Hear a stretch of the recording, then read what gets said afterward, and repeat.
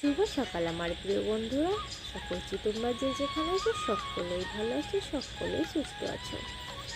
উত্তর 24 পরগনা জেলার ছোট্ট একটি গ্রাম থেকে আমি সুপ্রিয়া তোমাদের সবাইকে জানাই আমার ব্লগ চ্যানেলে অনেক অনেক স্বাগত, অনেক অনেক ভালোবাসা।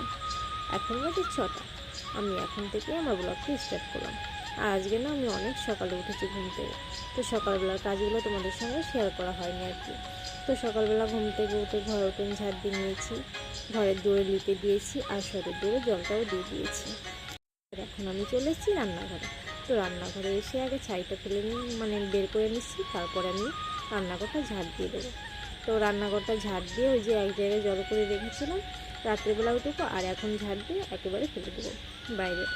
তো ওই যে আমি বারান্দাটা ঝাড় দিচ্ছি, তারপরে ভিতরটা ঝাড় দিয়ে একবার নোংরাটা বাইরে ফেলে দিয়ে আসবো। বেলা এত ব্যস্ত ছিলাম যে ভিডিওটা করা হয়নি। তো কী আর করা যাবে, এখন থেকে তোমাদের সঙ্গে আমি কাজগুলো শেয়ার করবো। তো সবসময় তো ক্যামেরা অন থাকে না, অফ ক্যামেরায়ও অনেক কাজ হয়ে যায়। তো যেমন ঘর দোর ঝাড় দেওয়াটা তোমাদের সঙ্গে শেয়ার করতে পারিনি। তো চলো রান্নাঘরটা ঝাড় দিয়ে তোমাদের সঙ্গে শেয়ার করলাম। তো এই যে রান্নাঘরটা আমার ঝাড় দেওয়া হয়ে গেছে। এখন এই বড়ো গামলাটা আমি ছাই নিয়েছি, আর ওই থালাটায় আমি ওই নোংরাগুলো তুলে নিচ্ছি। তারপরে আর কি যেখানে নোংরাটা ফেলি সেখানে ফেলে দেবো আর কি। তো এই যে আমার ঘরটা ঝাড় দেওয়া হয়ে গেছে, এখন আমি ওইগুলো নিয়ে ওখানে ফেলে দিয়ে আসবো। তো তারপর আমি থালা বাসনগুলো মেজে নেব। তো তারপরে এক এক করে যে কাজগুলো আছে সবগুলোই করে নেব। তো চলো ছাইগুলো ফেলে দিয়ে আসি ওইখানটায়।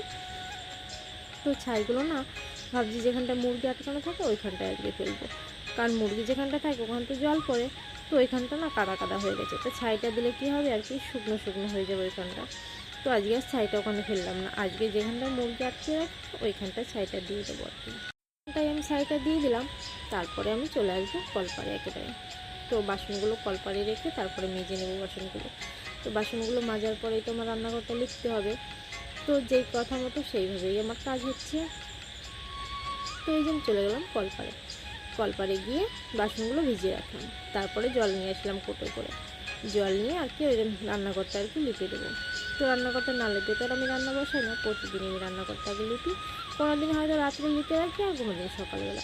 বেশিরভাগই আমি সকালবেলা লিপি, রাত্রে খুবই কম লেপা হয়, কারণ খাওয়া দাওয়া করতে করতে 10:30টা বেজে যায়। তো 10:30টার পরে আর ইচ্ছা করে না রান্নাঘরটা লিপতে। যেদিন আর কি সকাল সকালে খাওয়া দাওয়া হয়ে যায় সেদিন আর কি আমি সকাল সকালে ঘরটা লিপে নিই। তো চলো, কালকে তো আর অনেক রাত্রে খাওয়া দাওয়া হয়েছিল, ওই জন্য আর ঘরটা লিপা হয়নি। তো এখন লিপে দিচ্ছি ঘরটা। রান্নাঘরটা লিপে দিয়ে বাসনগুলো ভিজিয়ে রেখে এসেছি, তাহলে কি হবে, এটাগুলো ভিজে গেলে আমি তাড়াতাড়ি করে বাসনটা মেজে নিতে পারবো আর কি। রান্নাঘরটা লিপেই চলে যাবো আমি বাসনগুলো মাজতে, বাসনগুলো তো ভিজানো রয়েছে। তো এই যে আমি রান্নাঘরটা লিপা শুরু করে দিয়েছি। তো উনুনটা তো লিপা হয়ে গেছে, এবার শুধু বারান্দাটা লিপবো। তো ওই যে ঘরের ভিতরটা না তো রোজ লিপা লাগে না, ঘরের ভিতর তো বসে ভাত খাই না, যেখানটা শুধু খাই আমরা সেখানটায় শুধু লিপে নিই।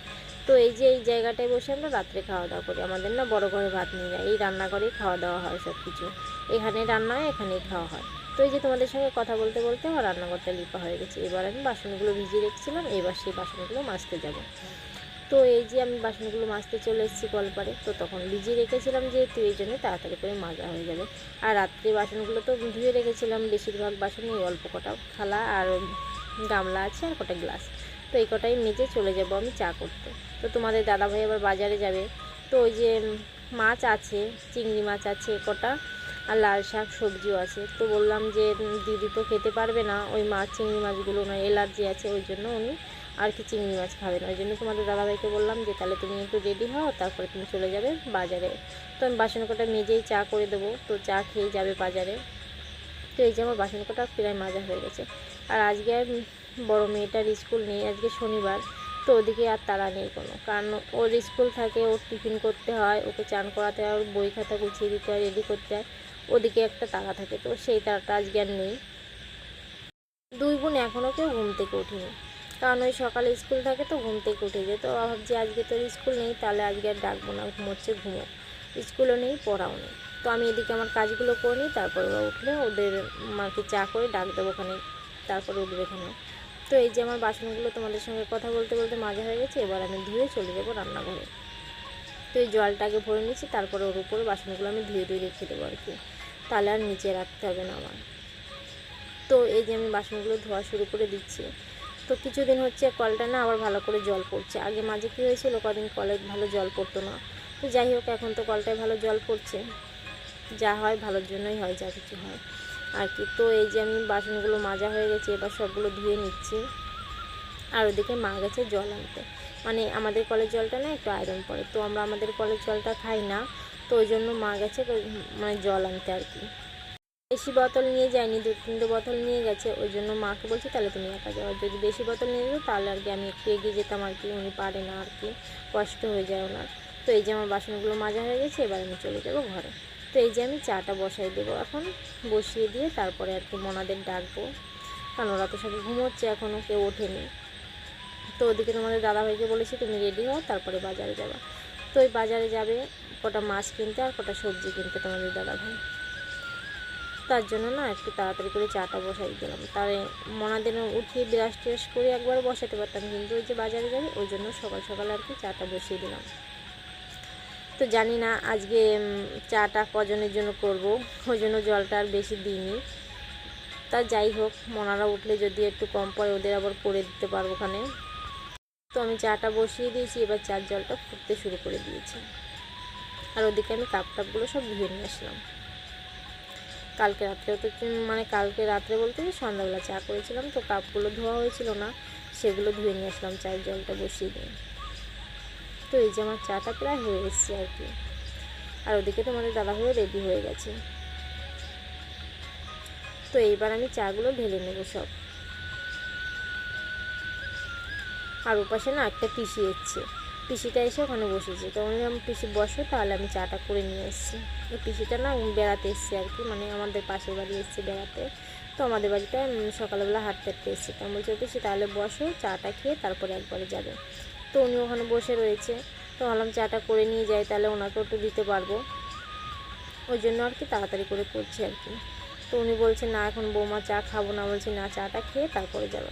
তো এদিকে বড় মেয়েটাকে আমি ডাকার আগেই উঠে গেছে ঘুম থেকে, তো বিরাসটা নিয়ে ওখানে বসেছে আর কি। আর ওদিকে ওই একটা কাকাও এসছে, তো বললাম কাকা তুমিও চাটা খেয়ে যাবে আর কি। তো দেখো যার যেখানে খাবার থাকে সে কিন্তু ঠিক সেইখানটায় চলে আসে। তো ওই কাকাটা এসছে, পিসি এসছে, তারপর একটা দিদিও এসছে। তো সকালবেলা সবাই মিলে আর কি বসে বসে চা খাচ্ছে ওখানে। ওই কাকাটা না মাঝে মাঝে আসে আমাদের বাড়ি, ওই পাড়ায় ওনাদের বাড়ি, তো উনি এখান থেকে গেলে আমাদের বাড়ি এক পাক আসে।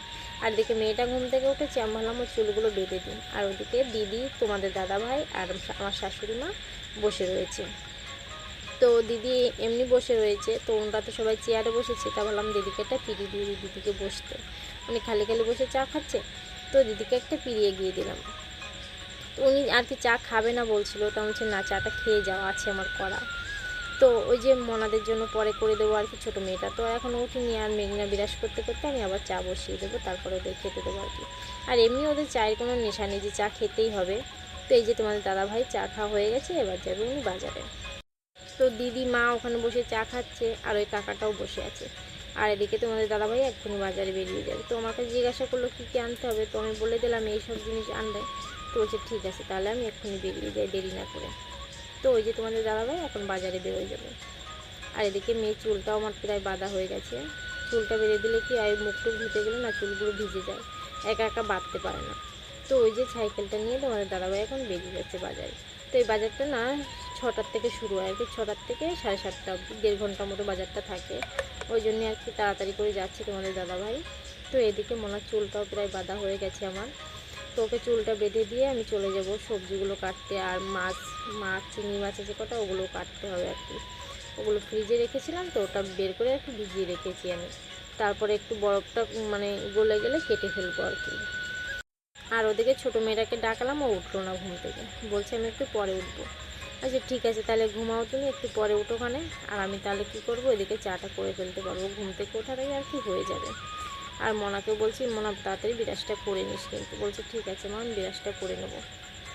তো তো আজকে পড়া নেই, স্কুলও নেই, তো ওর জন্য আজকে ওর তাড়া নেই কোনো, কিছু থাক ধীরে সুস্থেই করুক, সারাদিন তো ব্যস্ত থাকে খুব, সকালে একটা প্রাইভেট থাকে, বিকালে একটা থাকে, আর স্কুল থেকে এসে একটু টাইম পায় না খেলাধুলার জন্য, তার জন্য ভাবছি ওর দিনটা আজকে ওর মতো করে কাটা।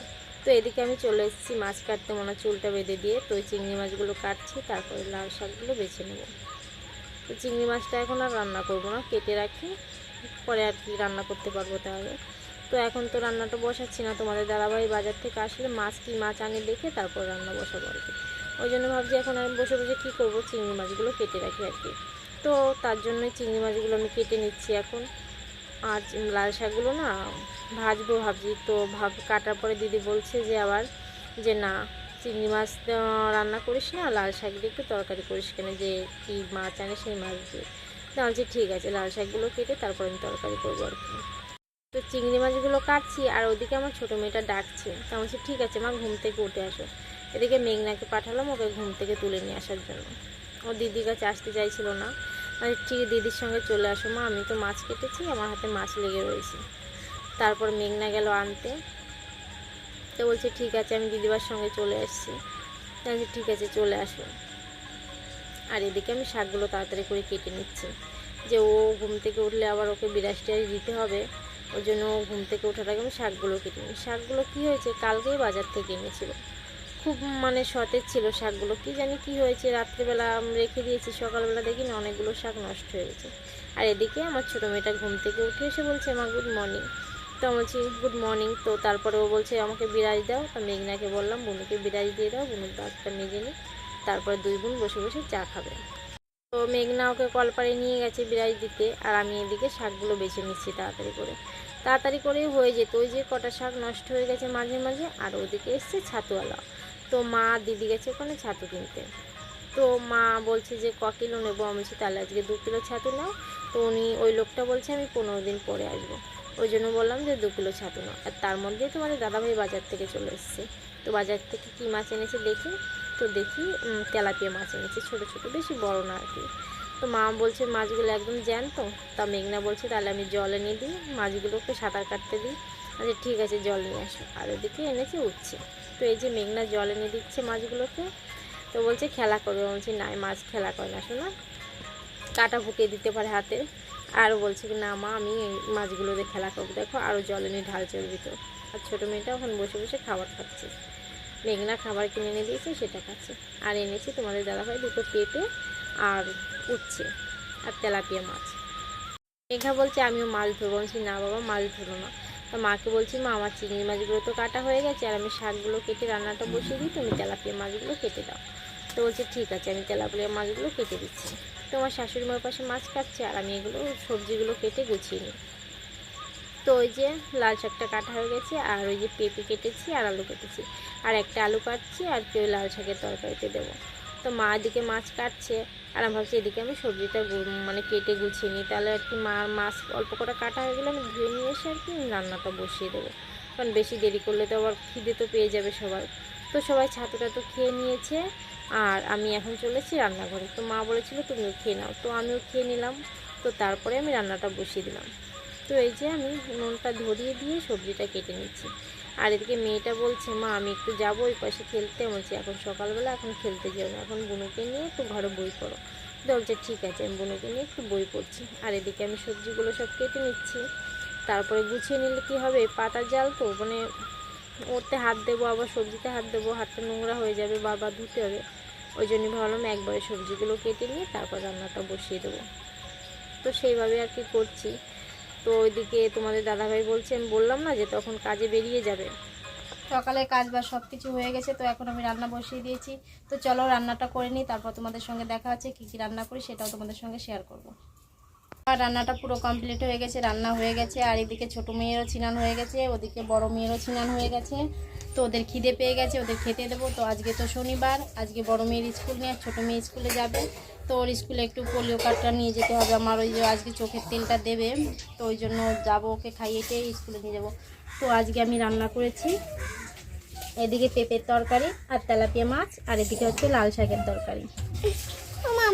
তো চলো ওনাদের খাইয়ে স্কুলে পাঠিয়ে দিই, তারপরে তোমাদের সঙ্গে দেখা হচ্ছে। আর তোমাদের দাদাও স্নান করে চলে এসছে, ওনাকেও খেতে দিয়ে দেবো। আর ওদিকে দিদিকে চান করিয়ে তারপরে ভাত দেবো খেতে।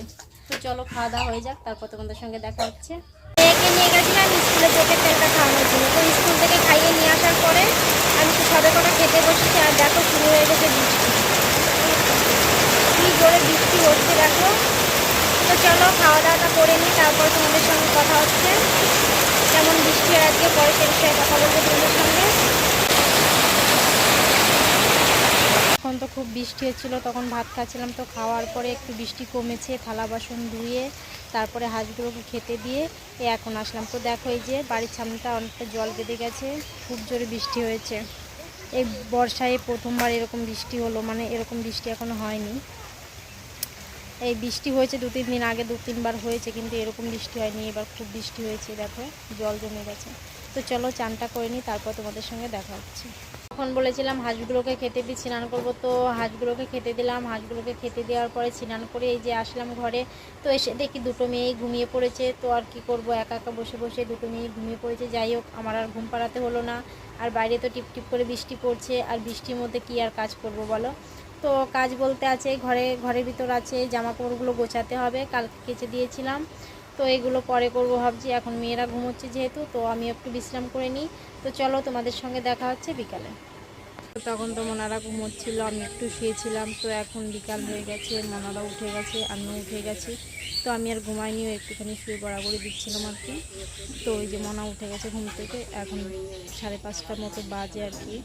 তো দেখো মনে হচ্ছে সন্ধে হয়ে যাচ্ছে প্রায়।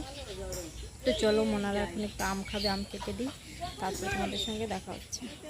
ঘুম থেকে ওঠার পরে একটু হেঁটে নিয়ে বেড়ালাম কোলে করে। তারপরে বলছে মা আমার খুব খিদে পেয়েছি। তা বলছে কী খাবে বলো, মুড়ি মাখিয়ে দেবো? বলছে না, বলছে আমাকে আম কেটে দাও। তো এই যে আম কেটে দিয়েছি, দুই বোন বসে বসে খাচ্ছে। কিছু না বাবা, ওটা মিষ্টি লাগছে খেতে। তো চলো আজকের ভিডিওটা বেশি বড় করলাম না, দেখা হচ্ছে নেক্সট ভিডিওয়। ততক্ষণ তোমরা সকলে ভালো থেকো, সুস্থ থেকো, টাটা সবাইকে।